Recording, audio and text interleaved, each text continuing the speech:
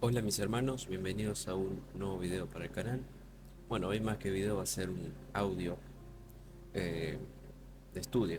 Así que hoy vamos a estudiar el libro de Habacuc.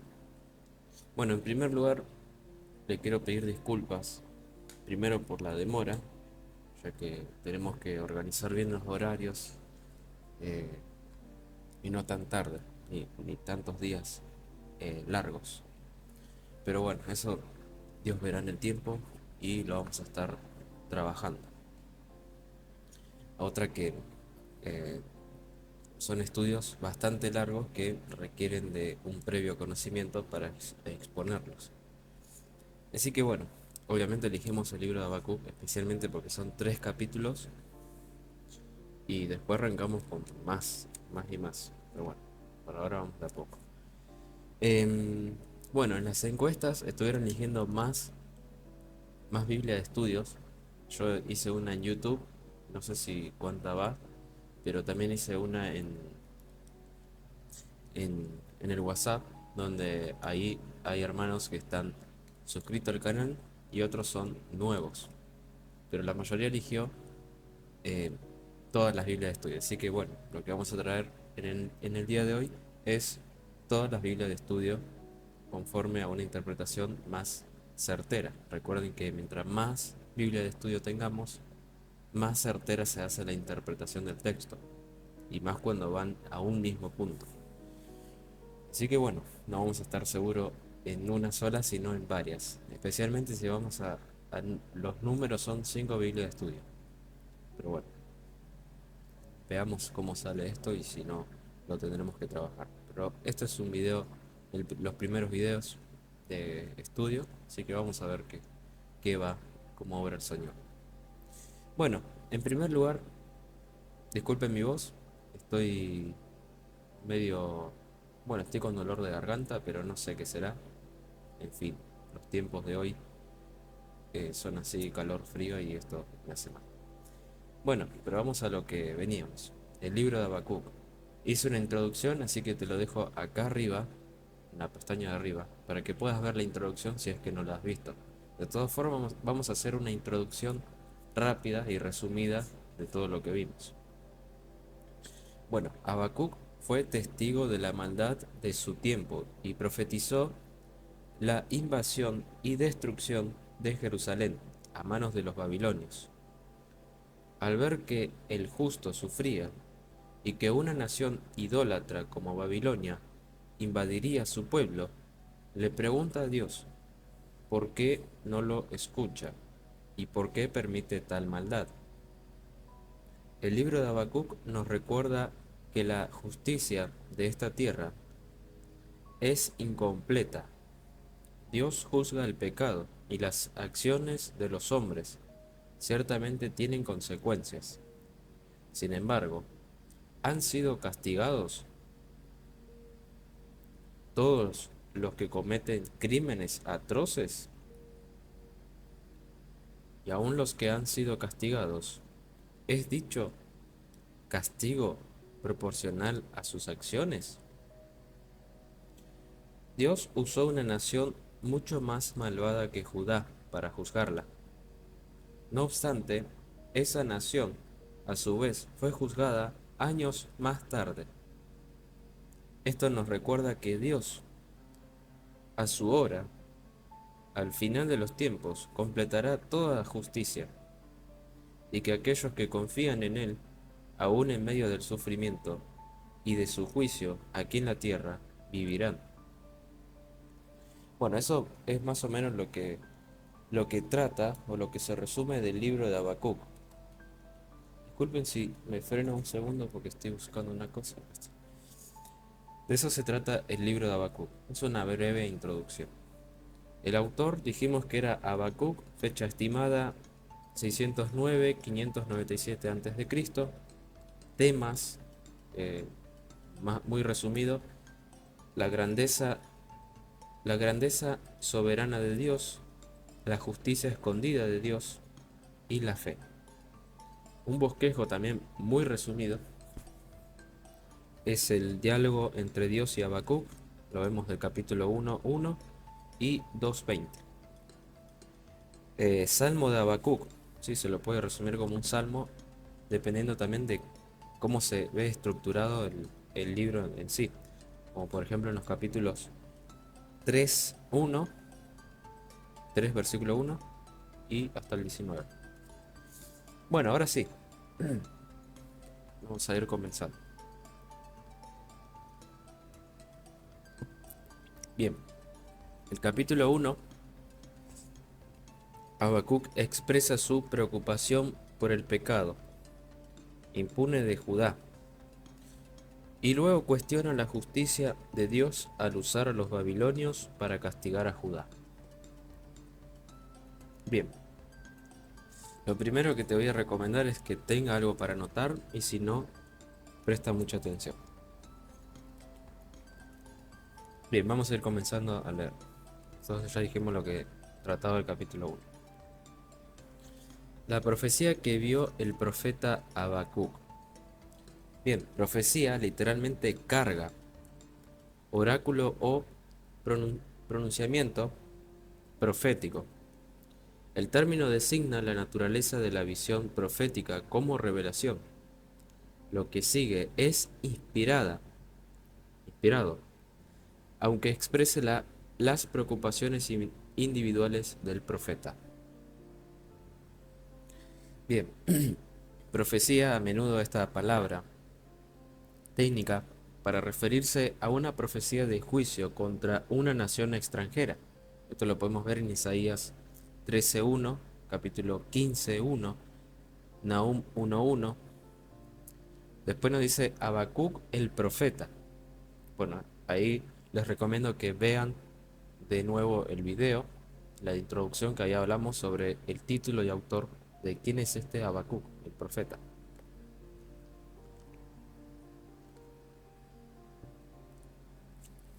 Bueno, después nos habla de visión. El mensaje divino tomó la forma de una revelación sobrenatural a la conciencia interna del profeta, con no menos claridad o intensidad que la vista o el oído físico. Bien,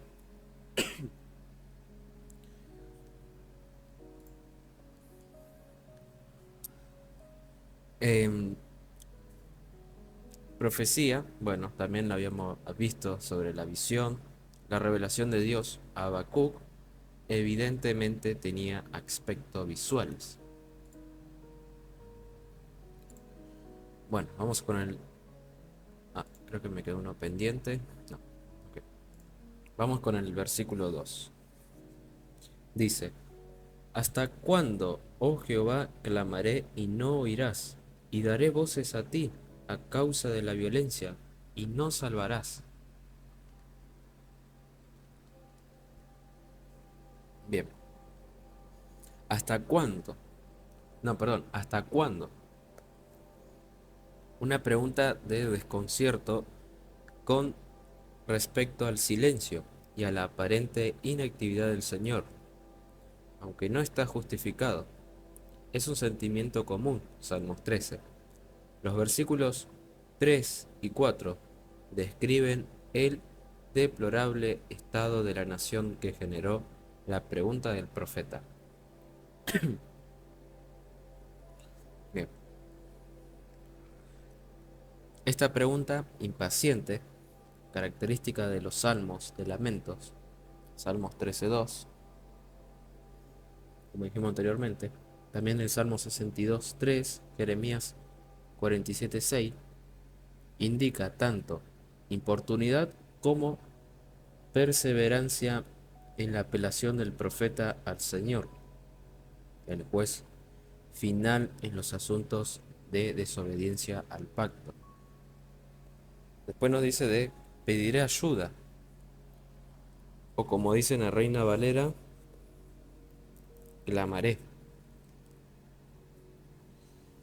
Esto indica el fuerte grito de alguien que está en una profunda angustia. Después nos habla de violencia.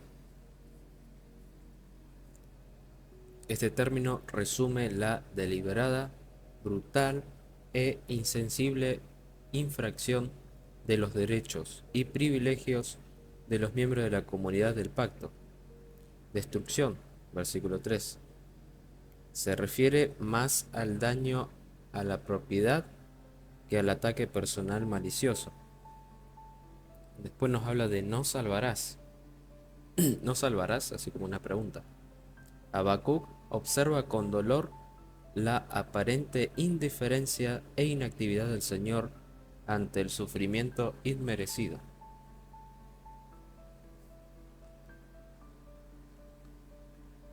Entonces en el versículo 2, dirigiéndose a Dios directamente, Habacuc demanda saber cuánto tiempo el Señor, que promete escuchar las oraciones de los creyentes, permanecerá en silencio. Como Job 19:7, el profeta clama por la violencia con respecto a la injusticia entre su pueblo, pero su oración por liberación sigue sin respuesta. Esta frase refleja la impaciencia del profeta y es usada con frecuencia por los salmistas para expresar pensamientos similares de perplejidad. El profeta deseaba que se diera una limpieza, una purificación, un escarmiento y avivamiento entre el pueblo, para que volvieran a andar en justicia y rectitud.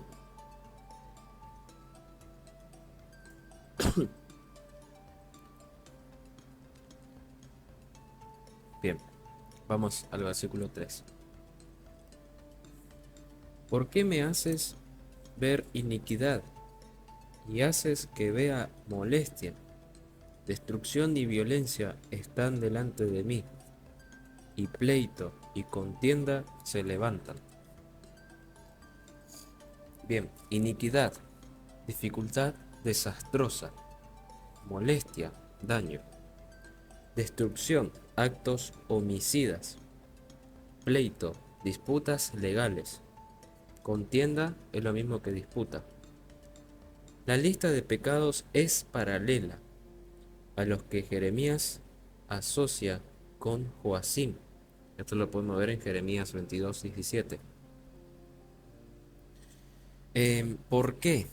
La pregunta continúa con la queja.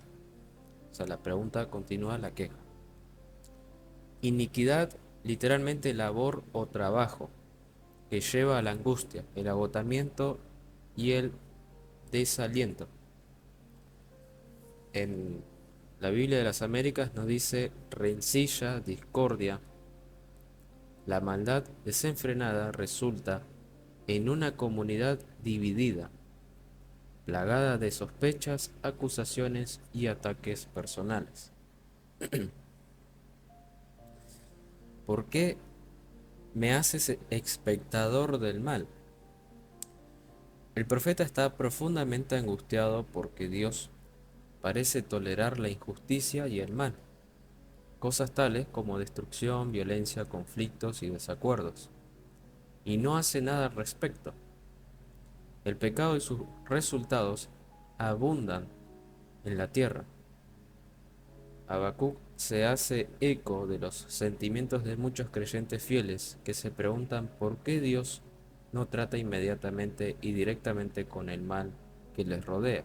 El Salmos 73, Jeremías 12:1 nos habla de esto.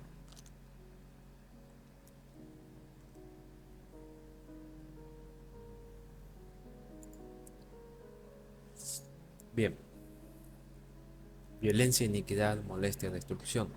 La sociedad de Judá se define como 4 términos que denotan la maldad y la malicia con la que se oprime al prójimo, tanto en sentido moral como ético, lo cual trae como resultado pleitos y contiendas.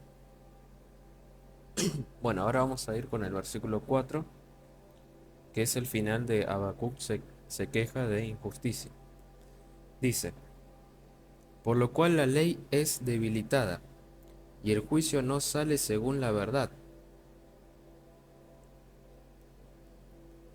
por cuanto el impío asedia al justo, por eso sale torcida la justicia.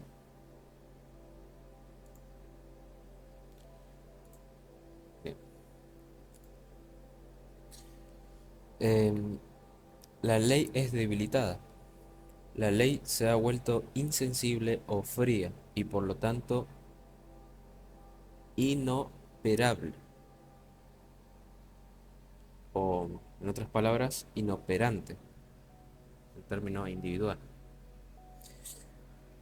Bien, no se cumple la ley, literalmente ley adormecida. La palabra para ley, hebreo, Torah, denota el estándar divinamente revelado para la vida del pacto. El poder y la influencia de los malvados han hecho inefectiva la ley, porque no se pueden encontrar jueces justos. Aún así, todavía existe un remanente justo en la tierra. Impío, el impío. Aquellos en Israel que rechazan la voluntad y la ley del Señor, ellos dominan la sociedad en Judá, impidiendo que los justos reciban justicia. Bien, eh, John MacArthur dice, la ley es congelada o anestesiada. No era respetada ni se reconocía su autoridad, como las manos son inútiles. Al exponerse al frío intenso, la influencia y la eficacia de la ley se paralizaron a causa de la corrupción de los líderes de Judá.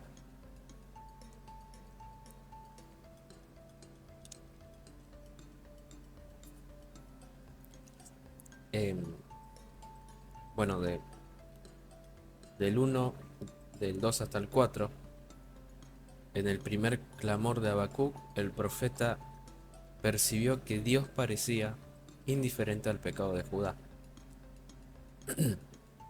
Como era celoso de la justicia de Dios y sabía que una violación del pacto requería juicio, Habacuc cuestionó la sabiduría de Dios al expresar su asombro ante la aparente inactividad divina ante las transgresiones flagrantes contra su ley. Los judíos habían pecado con violencia e injusticia, por lo cual debían ser castigados. Ahora, un comentario de la Biblia de Estudio de Spurgeon, de la cita del versículo 3, que fue el anterior, dice, ¿por qué me haces ver iniquidad y haces que vea molestia? Destrucción y violencia están delante de mí, y pleito y contienda se levantan. Bueno, él nos dice algo muy importante, y es lo siguiente. Cuando el Señor derriba a una persona, lo hace para que pueda volver a edificarla. Cuando rompe el corazón de una persona, es para que pueda hacerlo de nuevo. Eso nos dice Spurgeon. La verdad que muy cierto lo que dice y es así.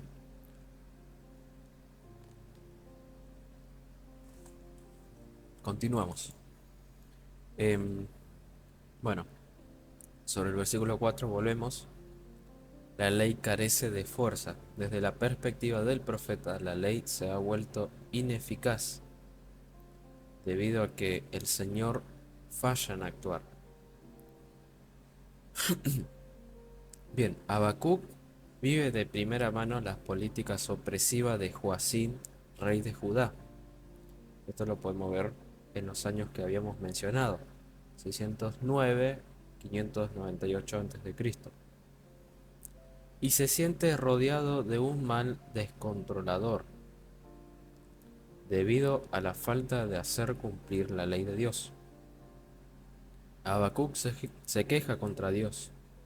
Debemos recordar que Dios escucha nuestras oraciones y que, aunque tenemos dificultades cuando enfrentamos las cosas desconcertantes de la vida, nada puede separarnos del amor de Dios. Y esto es muy claro en Romanos capítulo 8, versículo 38 hasta el 39.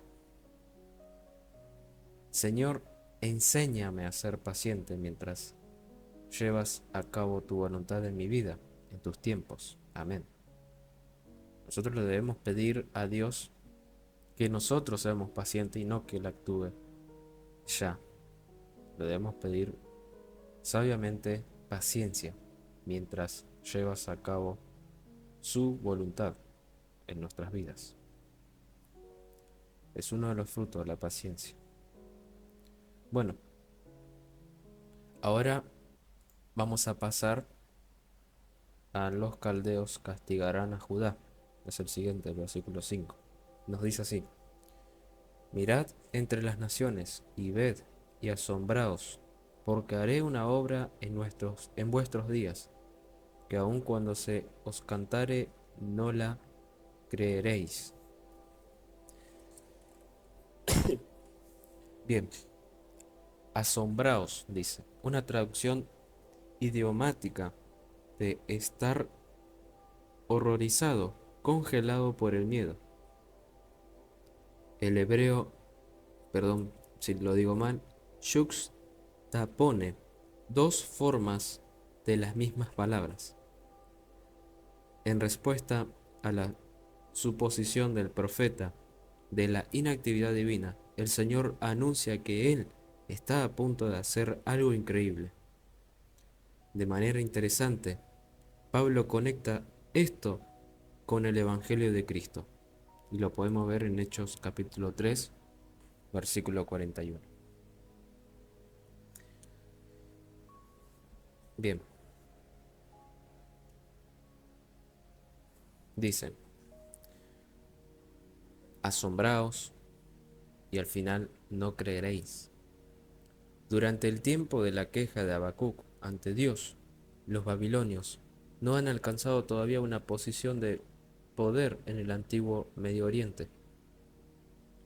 Todos se sorprenderán con la llegada de los babilonios para castigar a los impíos en Judá.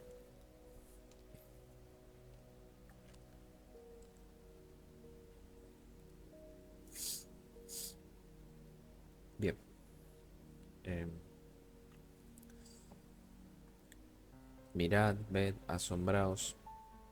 La serie de mandatos está en plural, lo cual indica que toda la comunidad de Judá y Jerusalén debían estar atenta a esta invasión inminente. Nuevamente, vayan a ver Hechos 13:41.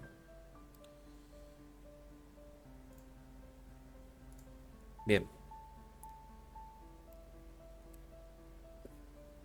él dice, yo voy a hacer algo. La respuesta del Señor a la protesta del profeta, así como al pueblo de Judá, promete la acción divina. Por eso debemos pedirle paciencia. Él va a actuar de acuerdo a su voluntad, no a la nuestra.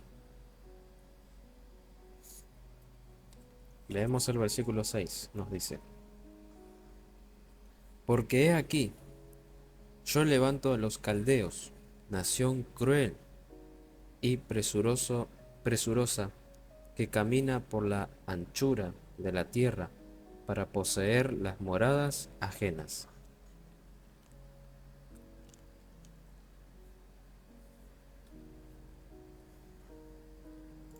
Bien,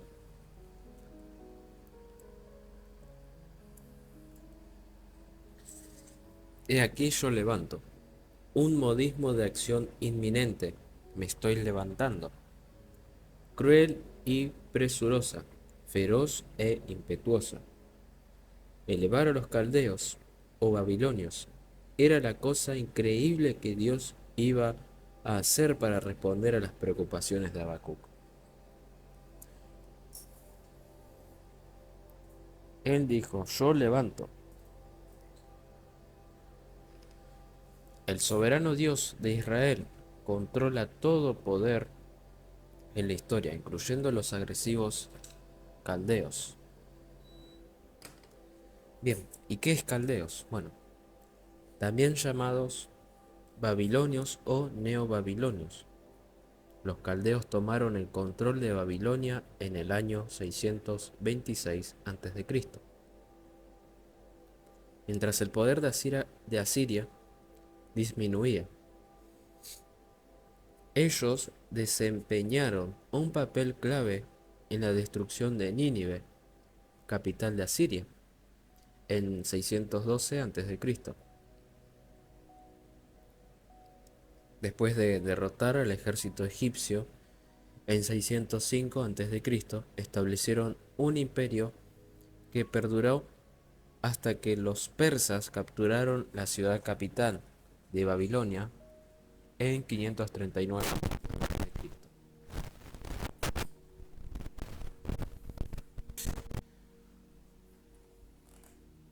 Okay. Vamos a ver si hay algún comentario más. Bueno, estoy por hacer. Dios está a punto de ejecutar sentencia contra Judá a través de una nación enemiga.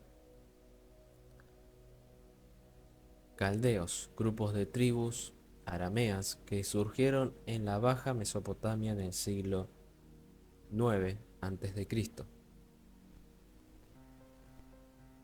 Perdón, en el siglo IX a.C.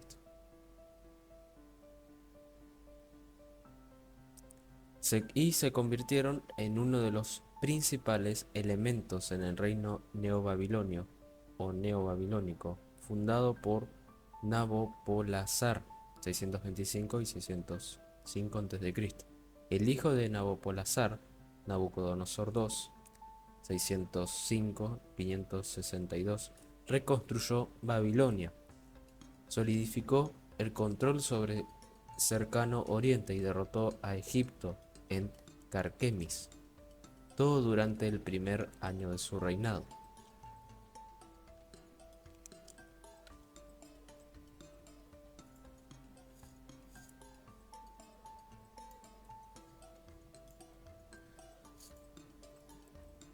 Bien,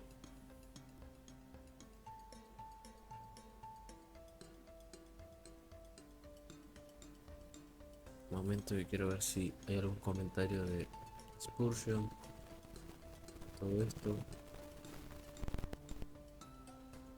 Bien, ok.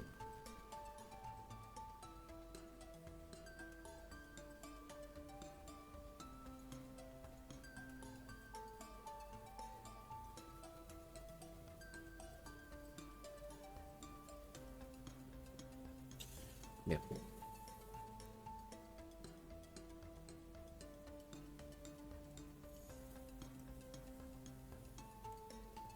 Tenemos uno, pero es del versículo 3. Quizás lo leamos al final.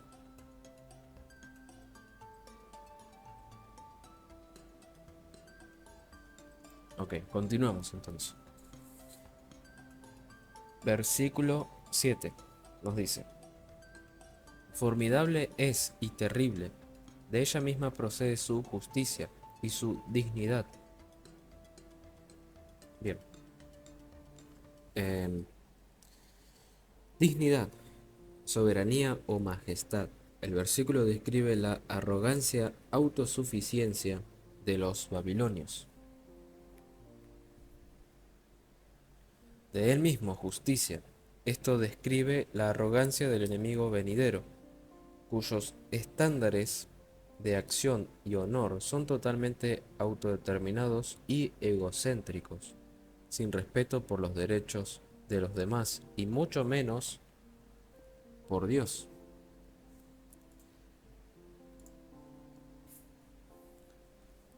Bien, nos dice también justo y digno. Sarcasmo. Los caldeos presuntuosa y arrogantemente exigían obediencia y afirmaban ser superiores.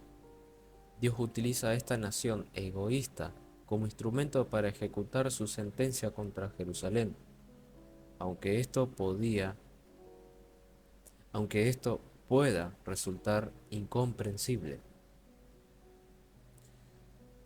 Versículo 8. Sus caballos serán más ligeros que leopardos y más feroces que lobos nocturnos, y sus jinetes se multiplicarán. Vendrán de lejos sus jinetes y volarán como águilas que se apresuran a devorar.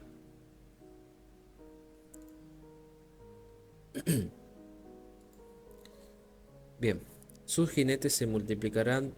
Esto significa que irán al ataque. Leopardos, lobos, águilas. La astucia, la velocidad y la ferocidad de estas criaturas voraces describen la relam, perdón, relampagueamente velocidad.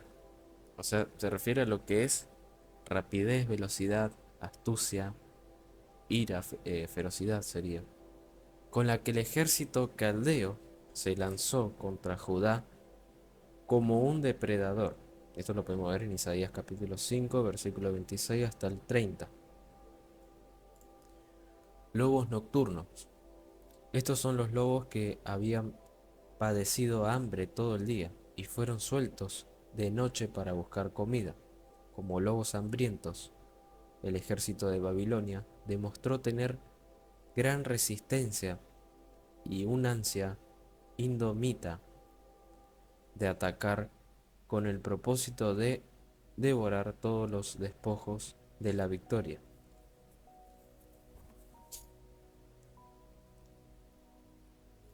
Los caldeos babilonios llegarían por orden del comandante divino. Él es el único soberano que trae este pueblo de carácter y conducta intemperamente para que invada Judá. Los caldeos se describen como un pueblo confiado, suficiente por sus propios medios, que se deifica a sí mismo y que es mortífero en su ataque.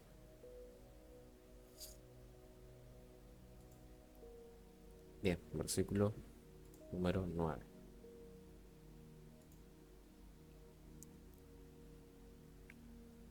Dice, toda ella vendrá a la presa, el terror va delante de ella y recogerá cautivos como arena. El terror va delante de ella.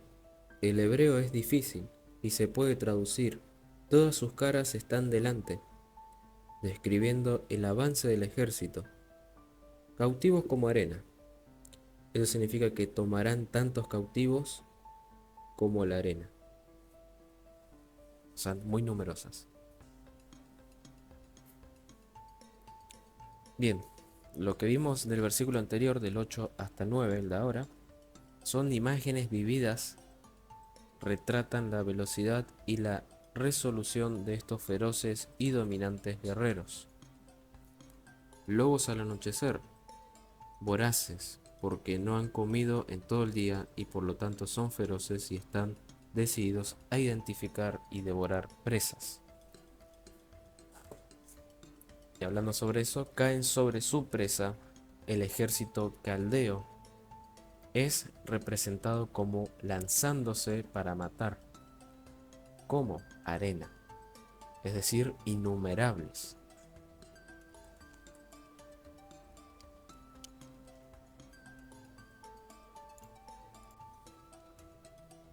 Seguimos con el versículo número 10. Nos dice,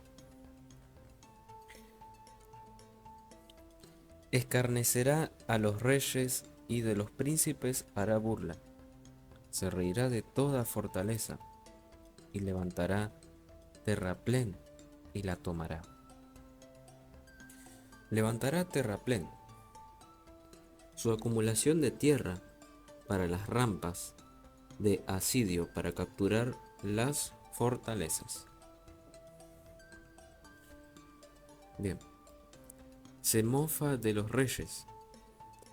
Las intimidades ejércitos babilónicos ven los obstáculos como desafíos y tratan a su oponente con desprecio, amontona escombros, rampas para asediar, construidas por los atacantes para penetrar las murallas de una ciudad fortificada. Bien, construye terraplenes se traduce en la Biblia de la Reforma. Los terraplenes de tierra eran usados como rampas para conquistar ciudades amuralladas. O sea, eran rampas para conquistar las ciudades amuralladas.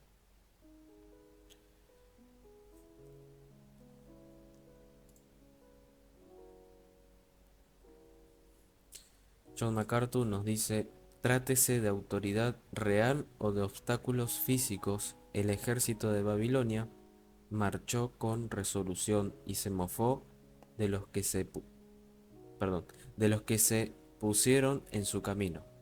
Pusieron o opusieron, como quieran llamarlo. Levantará terraplén, escombros y desechos que se amontonaban al lado de la fortaleza o el muro de la ciudad como rampa que permitía el acceso. Bien, vamos al versículo 11. Nos dice: luego pasará como el huracán y ofenderá atribuyendo su fortaleza a su Dios, Dios minúscula. Pasará. El cambio de dirección de una conquista a la siguiente.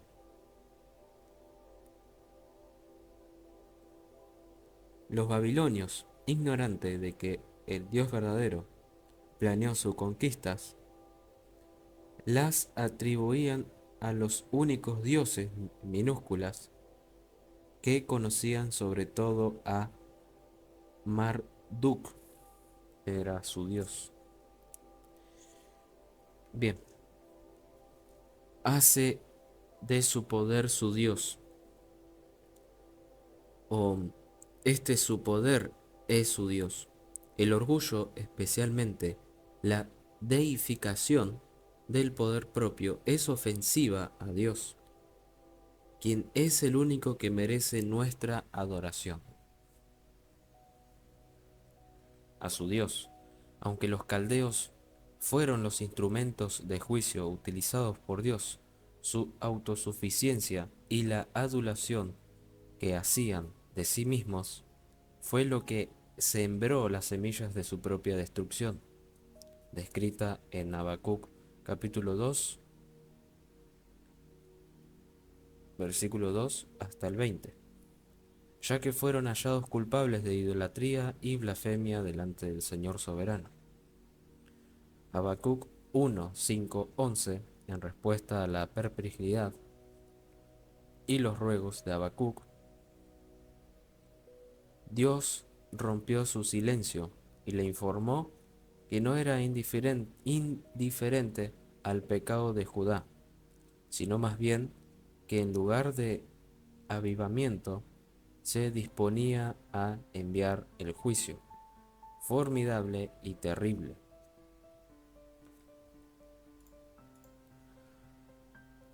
Una vez más, incomprensiblemente, una nación pecadora que se había deificado a sí misma fue el vehículo a través del cual Dios actuó en la historia para traer su juicio. Esto lo podemos ver en el versículo 7. La atribuyen a su Dios.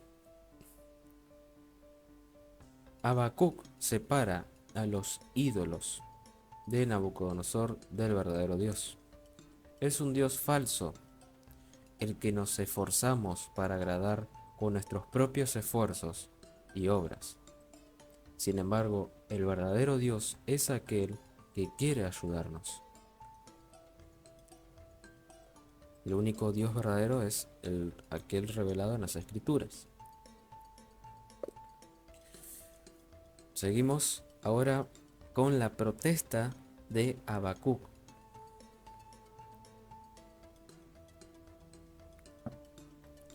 Versículo 12 nos dice: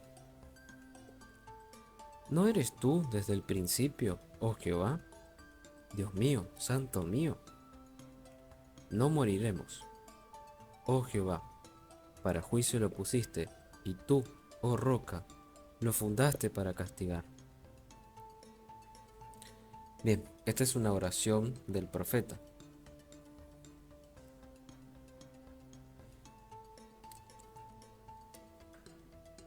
Bien, continuamos con la interpretación de este texto.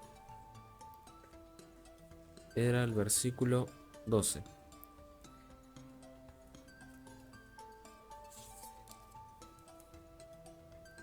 Okay.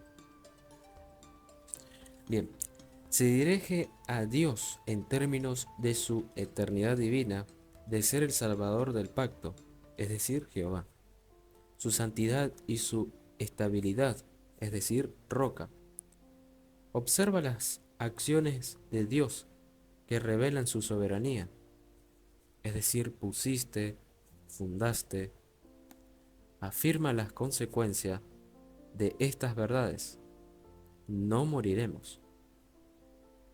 Esto no se refiere a la inmortalidad personal, sino a la perseveración de la nación del pacto, que era esencial para la plenitud del tiempo en que Cristo vendría. Desde la eternidad, como el eterno Dios de la historia y el Señor de su pueblo, Él es libre de escoger los agentes de castigo. En fe, Habacuc comienza estableciendo aquello de lo cual está seguro, el carácter de Dios.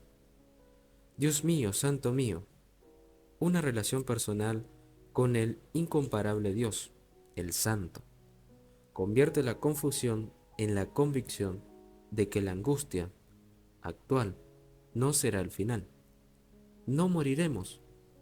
Esto expresa la confianza por fe de que el Señor cumplirá su compromiso del pacto con Israel. Oh roca, este antiguo nombre mosaico para Dios enfatiza la confiabilidad y protección divinas.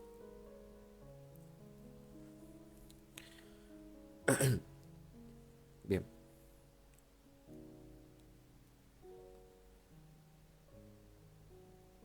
la respuesta de Dios a la queja de Habacuc describe a la nación poderosa y arrogante que se levantará para castigar a Judá por los pecados que ocurren en su medio. Los seres humanos no deberían nunca atreverse a juzgar los caminos de Dios, pues estos están más allá del discernimiento humano. Romanos 9:20, 11:33. Sin embargo, podemos poner nuestra confianza en Él, seguros de que al final Él llevará a cabo su beneficiosa voluntad en nuestras vidas. Ahora, Señor, a veces tu plan y tu obra no son claros para mí. Ayúdame a someternos a ti y a confiar en tu misericordia. Amén. Dios Santo, tú existes desde el principio. Lo que subyace bajo esta afirmación es cómo pudo Dios ser la causa de que una nación cruel castigara a Judá y seguir siendo fiel a sus promesas del pacto. No nos deje morir. El profeta está apes, perdón, apesadumbrado, pero no falló de confianza y esperanza. Nuestra roca, Habacuc confiesa a Dios como aquel en quien su pueblo puede encontrar estabilidad, seguridad y protección. Dios no es solo como un refugio, Él es un refugio. Salmos 18, 1 hasta el 3, Salmos 62, del 1 hasta el 8.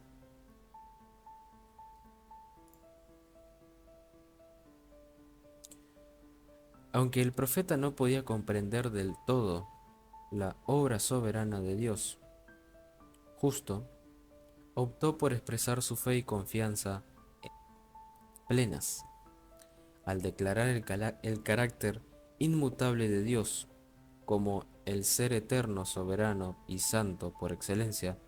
Llegó a tener la seguridad de que Judá no sería destruida por completo. Bajo la mano fiel de Dios, él se dio cuenta de que los caldeos venían como instrumentos de corrección, no de aniquilamiento. Un título para Dios que se expresa su carácter inamovible e invariable. Esto se refiere a "oh roca". Habacuc reacciona a la revelación divina que le causa perplejidad y declara su confianza en el Señor, para después pasar a la presentación de su segunda queja, a saber, cómo podría el Señor usar a una nación malvada, es decir, los caldeos, para juzgar a una nación, o sea, Judá, más justa. Para terminar, el profeta expresa su determinación de esperar la llegada de una respuesta.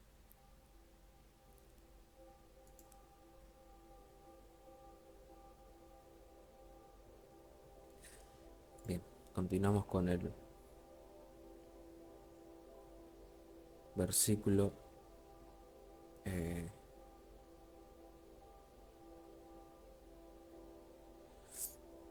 el versículo número 13. Nos dice: muy limpio eres de ojos para ver el mal, ni puedes ver el agravio. ¿Por qué ves a los menospreciadores y callas cuando destruye el impío al más justo que él?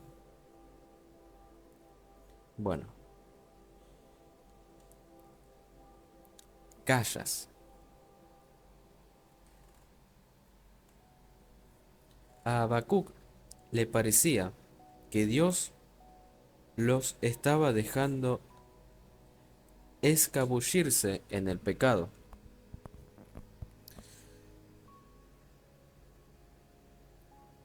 Bien, Habacuc también dice: muy limpios son tus ojos. ¿Cómo puede el Dios Santo y Todopoderoso, para quien el pecado es totalmente repugnante, permitir que el mal pase desapercibido e impune? Los que proceden pérfidamente, esto lo traduce la Biblia de las Américas. La referencia es a los babilonios.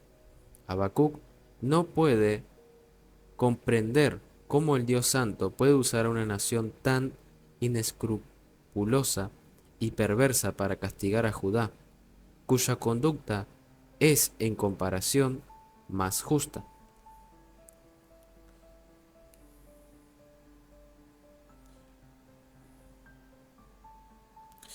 Habacuc le hace a Dios una vieja pregunta: ¿por qué permite que los que hacen el mal prosperen, dejándolos que opriman a los justos? Pureza de tus ojos. Habacuc había llamado al Señor un Dios santo, versículo 12. Se pregunta cómo una persona así es capaz de mirar el mal. A pesar de las expresiones de fe y confianza del profeta, Habacuc reconoció que estaba aún más perplejo. La esencia de la siguiente ofuscación de Habacuc se expresa en este versículo: si Dios es demasiado puro para ver el mal, ¿Cómo puede utilizar a los malvados para devorar a una persona más justa que ellos? ¿Acaso el uso divino de los caldeos resultaría en en un perjuicio mucho mayor para su carácter justo?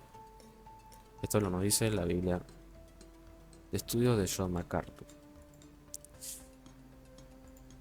Bien, continuamos con el versículo 14. Sigue la pregunta, del versículo 13 al 14 es la misma pregunta.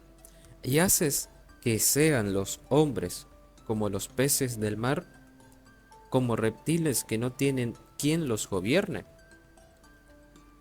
Bien,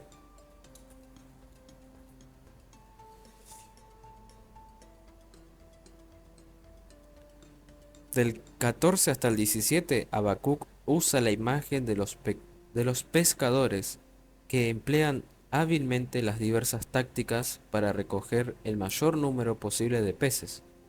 Los compra como los babilonios, que capturan hábil y despiadadamente a la gente. El profeta atribuye todo el escenario a Dios, puesto que es responsable de hacer que los hombres sean como los peces del mar. Nos dice que no tiene quien los gobierne, por consiguiente indefensos.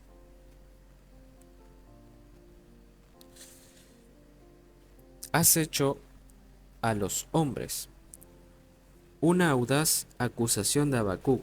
Si el Señor tolera las acciones malvadas de los babilonios, Él viene a ser responsable del destino de sus víctimas. Como jefes, o que no tienen quien los gobierne, no hay no hay nadie que los proteja. Los reyes del antiguo Medio Oriente fueron vistos como los protectores de su pueblo. Una acusación implícita también puede estar presente aquí, dado que el Señor es el Rey supremo y protector de su pueblo.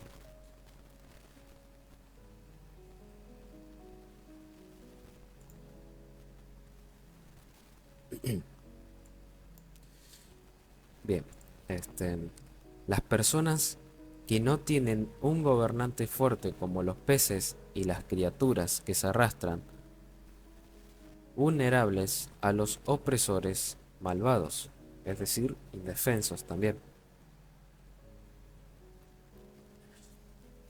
Ahora vayamos al versículo 15. Nos dice, sacará a todos con anzuelo, los recogerá con su red y los juntará en sus mallas, por lo cual se alegrará y se regocijará.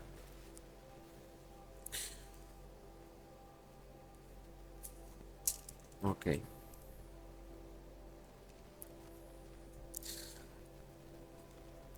vemos que, bueno, esta no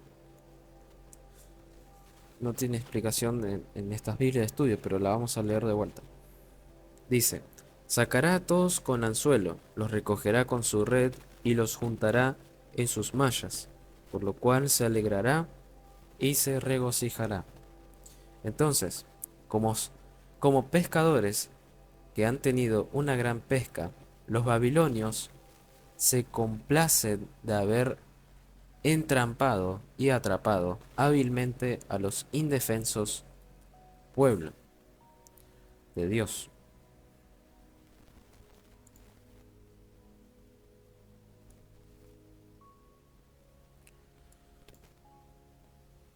Bien, vamos al versículo 16, ya falta poco, nos dice, por esto hará sacrificios a su red y ofrecerá sahumerios a sus mallas, porque con ellas engordó su porción y engrasó su comida. Los pescadores atribuían la captura a sus propios medios. Igual de neciamente los babilonios se atribuían sus conquistas, o en el mejor de los casos, al Dios que habían creído. sacrificio. Los instrumentos de su éxito son idolatrados y adorados.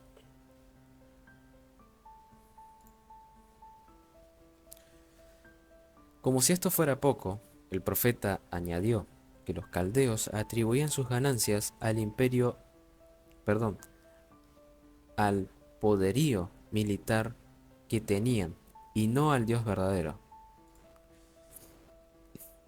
El rey babilonio adora la destreza militar que lo hizo próspero y exitoso.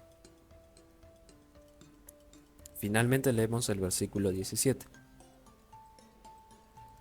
Vaciará por eso su red y no tendrá piedad de aniquilar naciones continuamente. Habacuc pregunta simplemente cuánto tiempo va a continuar esto. Sin cesar, el grito de Habacuc a Dios es: ¿será que esta matanza sin misericordia terminará alguna vez? ¿Vaciará su red? ¿Cuánto tiempo más permitirá que el agresor caldeo fuera en pos de la justicia y la práctica esa clase de maldades? ¿Acaso Dios podría tolerar esto de manera indefinida? Esto nos dice el comentario de John MacArthur. Bien, para recordar a Dios cuán malvados eran los caldeos, Habacuc llamó la atención a su carácter y su conducta malvados. Los caldeos no atribuían valor alguno a la vida. En vista de sus tácticas desalmadas de guerra, otras sociedades eran como los peces del mar, como reptiles que no tienen quien los gobierne. A la luz de su reputación, ¿cómo podría Dios haber permitido que esta potencia truculenta se ensañara en contra de un pueblo indefenso?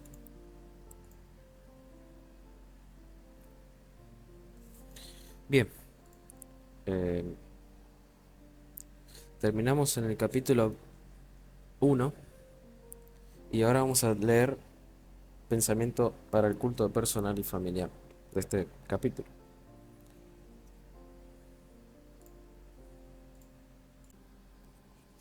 La pregunta ¿por qué? Es muy desconcertante. Los padres hacen esta pregunta a sus hijos para recibir normalmente la respuesta no lo sé.